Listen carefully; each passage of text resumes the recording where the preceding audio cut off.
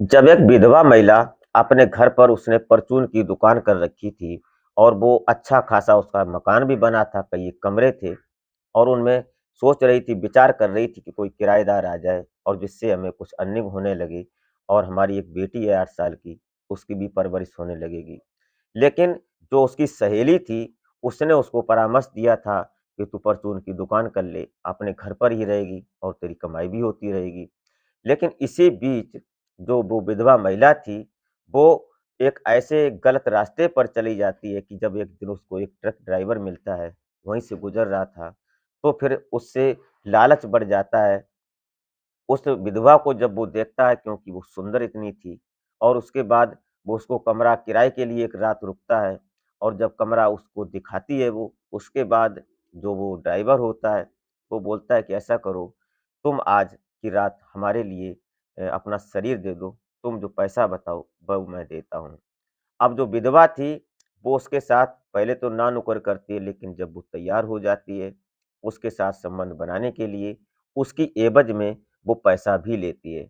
और जब आज उसको लगभग कई महीने गुज़र चुके थे, उसके जो पति थे, वो गुज़रे हुए, इसलिए उसकी भी इच्छा थी और ये सब हुआ उसके बाद पैसा भी मिला।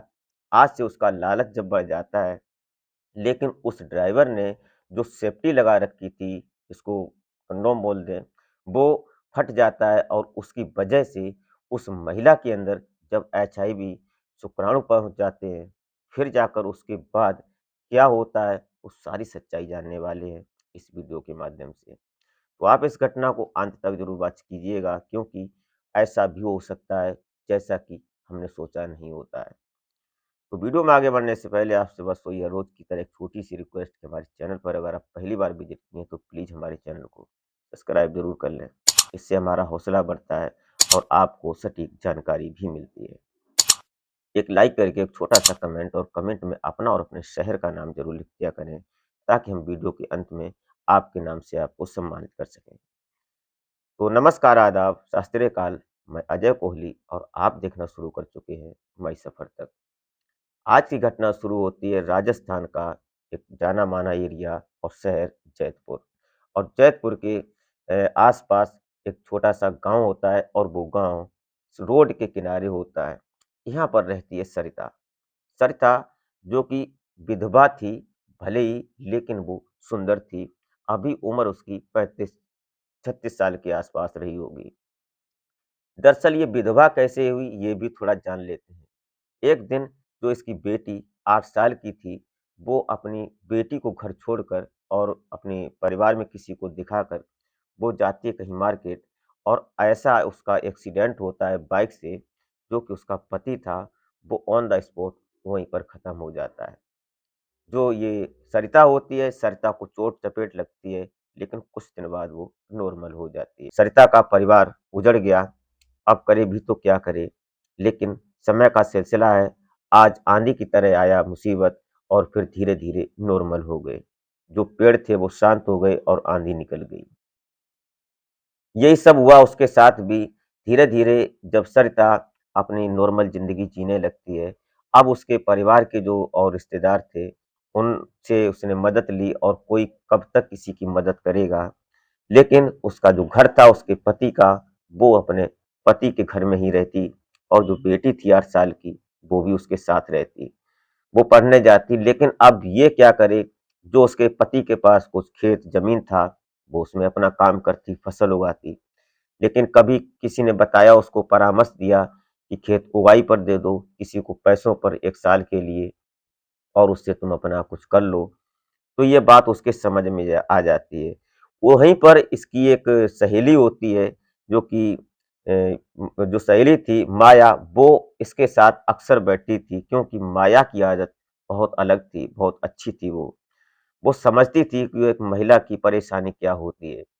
इसलिए वो उससे अक्सर बैठती थी और एक दिन उसने ऐसे ही बात-बात में उसको बताया कि ऐसा करो, तुम्हारा घर ऐसी जगह पर है कि तुम अगर यहाँ परचून की दुकान कर लोगी, तो तुम्हारी बहुत अच्छी चलेगी और चलने लगेगी उसके बाद फिर तुम्हारा घर का गुज़ारा भी होने लगेगा और तुम्हारी बच्ची की जो परवरिश है वो भी होने लगेगी। ये बात सरिता के भी दिमाग में घर कर जाती है और उसने दुकान कर ली परचून की।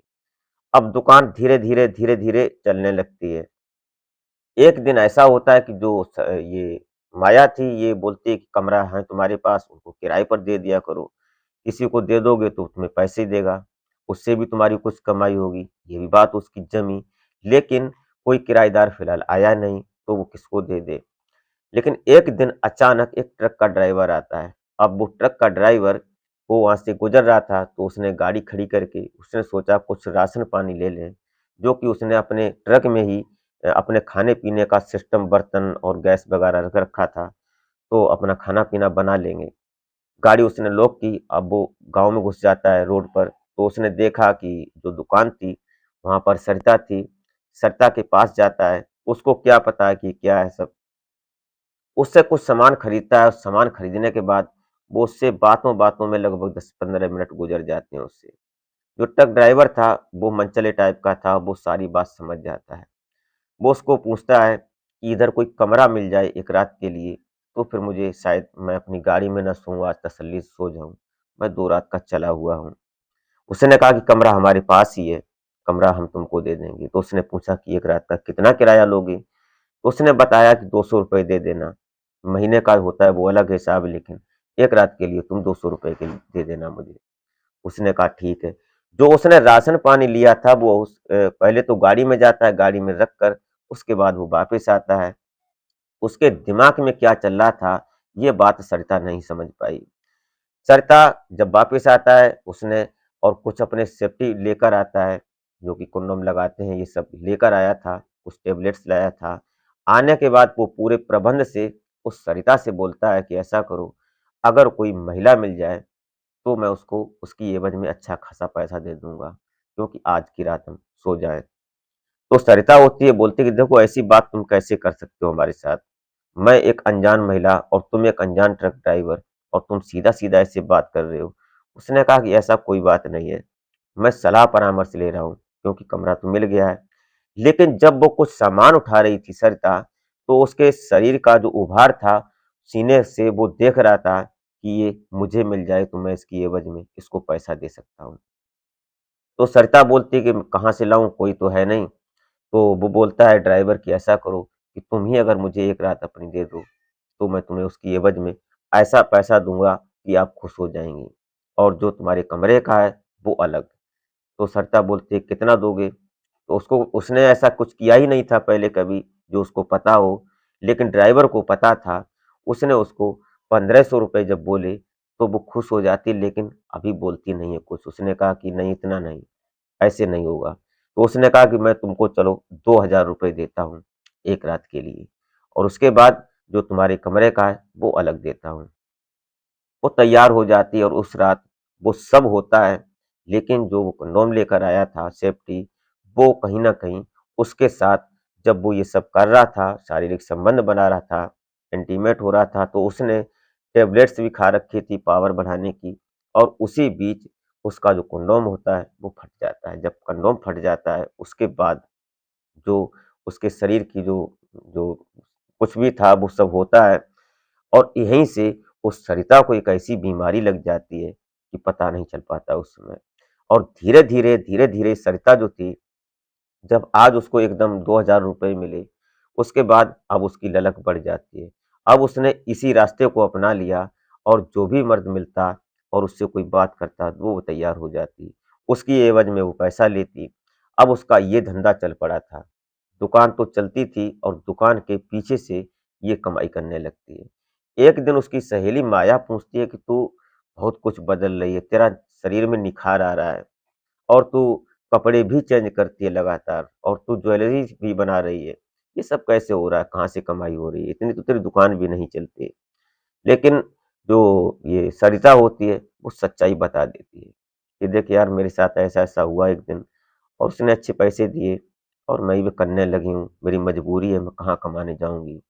शरीर से ही तो मेहनत करती हूँ, किसी की बेईमानी नहीं करती, किसी के साथ कुछ गलत नहीं करती। लेकिन माया ने उसको समझाया कि देख ये गलत है।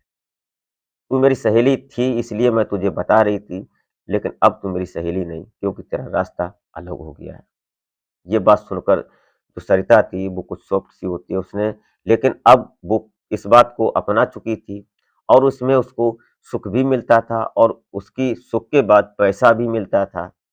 ये सोचकर उसने कहा कि जा ऐसी सहेलियाँ बहुत मिलेंगी। लेकिन कुछ समय जब गुज़रता है 1-2 महीने का, उसके बाद जब सरिता बीमार हो जाती है, फिर वो जाती है डॉक्टर के पास, दवाई कराती है, नॉर्मल सी और ये सब होता रहता है, लेकिन वो सही नहीं होती है। धीरे-धीरे उसकी जो सुंदरता थी, जो निखार था, वो डाउन होने लगता है। एक दिन उधर से ही गुज़र रही माया फिर उससे पूछती है कि, "क्या हुआ तुझे? तू तो बीमार सी लग रही है।" उसने बताया कि, "पता नहीं मुझे क्या हुआ है, शरीर अच्छा काम नहीं कर रहा है।" तो उसने कहा कि, "चल तुझे डॉक्टर के पास चलते हैं और चेकअप करवा ले, उससे फिर दवाई ले तो शायद तुझे आराम हो जाए।" जब वो चेकअप करवाती है, तो उसने जब रिपोर्ट आती है, जो डॉक्टर को दिखाया तो उसमें पता चलता है कि ये एचआईवी पॉज़िटिव हो चुकी है महिला। ये बात सुनकर जो सरिता थी उसके पैरों तले ज़मीन खिसक जाती है, होश-हवाइयाँ खराब हो जाती हैं। और जो माया थी उसकी सहेली वो भी बड़ा डर जाती है कि ये सब कैसे हो गया तेरे साथ? तो उसने बताया कि बस वही वाली बात, हो सकता है किसी के साथ ऐसा हुआ हो।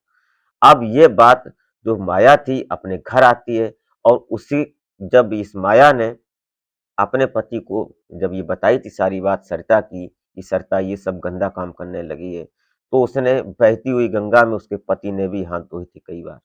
वो भी सोच लिया था कि क्यों ना हम भी मज़ा ले लें और उस मज़ा की वजह से जो सरिता का पति था, वो भी एचआईवी पॉज़िटिव हो चुका था। वो भी हल्का-हल्का बीमार-सा रहता था। लेकिन शाम को जब माया आती है, अपने पति को सारी बात ये बताती है कि जो ये सरिता है, उसको एड्स हो गया है। अब वो शायद नहीं बच पाएगी और ये सुनते ही कहीं न कहीं जो उसका पति था, वो भी डर जाता है। उसको पसीना आ जाता है, वो वहाँ से निकलता है तो उसकी पत्नी माया बोलती है कि तुम कहाँ जा रहे हो? क्या हुआ तुम्हें? उसने बोला कि गर्मी सी लग रही है, बाहर जाते हैं। लेकिन रोता है। उसके बाद ये अपने दिमाग में कुछ ऐसा सोच लेता है कि इसकी वजह से मेरी दुनिया उजड़ गई। क्योंकि ये बीमारी ऐसी है, इससे बच पाना हर किसी के बस की बात नहीं है। अभी तक इसका कोई सटीक इलाज भी नहीं है। और फिर उसने एक खौफनाक अंजाम देने की साजिश रच डाली। ये जो उसका पति था, ये वहाँ से निकलता है और सोच लेता है कि मैं सरिता को ही नहीं रखूँगा और वो जाता है और शाम को उसके साथ आज वो सब करता है, शारीरिक संबंध बनाता है और उसके बाद वहीं पर उसकी हत्या कर देता है। लेकिन जब वो चीख रही थी, तो पड़ोसी वहाँ पर जाकर देखते हैं। पुलिस पहुँचती है और पुलिस ने जब उसके पति को पकड़ा उसके बाद जो कुछ सारी कहानी थी, पुलिस के बीच हो जाती है और फिर इसको विवेचना होती है, सब होने के बाद इसको जेल में डाल दिया जाता है। जब जेल में जाता है, सारी बात सामाजिक हो जाती है, लेकिन जेल में जब ये बीमार पड़ता है, उसके बाद ये सारी कहानी जो थी, उस पति ने बताई थी माया की, कि हमारे साथ इसने ऐसा हमने भी इसके साथ ऐसा किया था और इसकी वजह से मुझे भी ये बीमारी लगी और मैं भी नहीं बच पाऊँगा। लेकिन कानून का दायरा था, कानून की प्रक्रिया, जो धाराएँ थीं वो तो लगी थीं। अब उसके भविष्य में क्या होता है, कब तक उसका जीवन है, ये तो भविष्य के गर्भ में। दोस्तों, ये भी ऐसा भी होता है, संभल कर रहें और अपनों का भी ख्याल रखें। दोस्तों, ये घटना हमने सोशल मीडिया के माध्यम से उठाई है। अब इसमें मैं और मेरा चैनल किसी भी बात की कोई ज़िम्मेदारी नहीं लेता है। इसी के साथ आप अपना और अपनों का बेहतर तरीके से ख्याल रखें। मिलते हैं फिर नेक्स्ट वीडियो में, तब तक के लिए